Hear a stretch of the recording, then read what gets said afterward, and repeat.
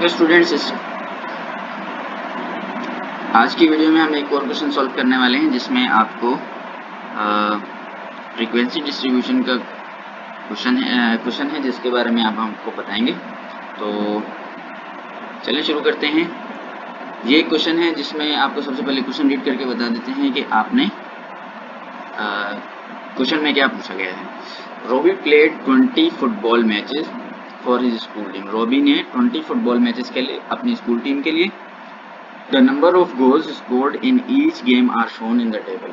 तो हर मैच के अंदर उसके जो गोल्स हुए हैं वो इस टेबल में शो किए गए हैं। ठीक है, ये रहे गोल्स और ये रहे नंबर ऑफ मैचेस। सबसे पहले तो आपको टेबल रीड करना आना चाहिए। ठीक है, तो 3 ऐसे मैचेस हुए हैं जिसमें उसने कोई 0 गोल्स उसने किए हैं। ठीक है, फिर 5 ऐसे मैचेस हुए हैं जिसमें 1 गोल किया है। 9 ऐसे मैचेस हुए हैं जिसमें उसने 2 गोल्स किए हैं। 1 मैच में उसने 3 गोल्स किए हैं और 2 मैचेस ऐसे हैं जिसमें उसने 4 गोल्स किए हैं। ठीक है, अब आप सबसे पहले क्या करें, आपसे क्वेश्चन जो पूछा है वो पूछा है work out the total number of goals scored by Robbie. Total number of goals आपने फाइंड करने। क्या फाइंड करना है? Total numbers of goal find करने। इसके लिए आप क्या करेंगे, सबसे पहले आप यहाँ पर जितने भी गोल्स हैं उसके हर मैच के उसको उसके साथ मल्टीप्लाई कर देंगे तो आपके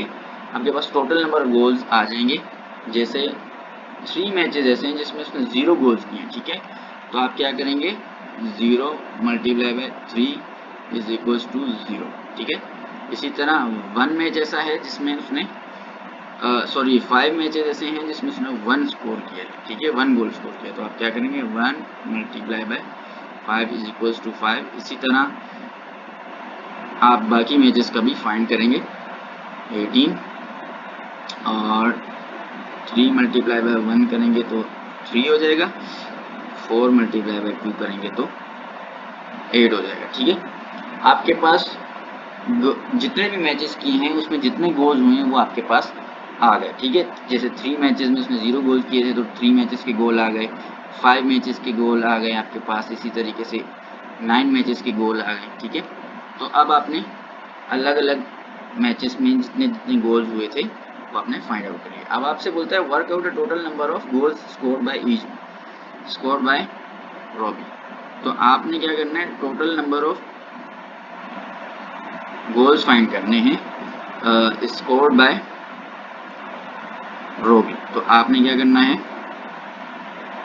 अच्छा इसके लिए आप क्या करेंगे, आप करेंगे ये कि सब जितने भी आपके पास आपने फाइंड आउट किए हैं गोल्स उन सबको ऐड कर देंगे। जैसे फर्स्ट में 0 है, फिर आपके पास 5 है, फिर आपके पास 18 है, 3 है और 8 है। ठीक है, तो आप इनको ऐड कर देंगे। 18 फिर है 3 फिर है 8। तो अब आप इनको ऐड करेंगे तो आपके पास टोटल कितना आएगा, तो 0 + 5 5 होता है। 18 + 5 कितना हो जाएगा, 18 × 2 20 23 26 26 और 4 30 30 और 4 34। ठीक है, आपके पास ये हो जाएगा 34। तो आपका फर्स्ट का आंसर है work out the total number of goals scored by the Robbie. तो टोटल नंबर ऑफ जो गोल्स हैं वो आपके पास हैं 34 जो टोटल मैचेस में खेले गए। ठीक है, आपने कैसे फाइंड आउट किया, इन सबको सम कर दिया। ठीक है, अब नेक्स्ट पार्ट में क्या बोलता है वो आपसे, ओके नेक्स्ट पार्ट में कहता है कि आपने फाइंड आउट करना है,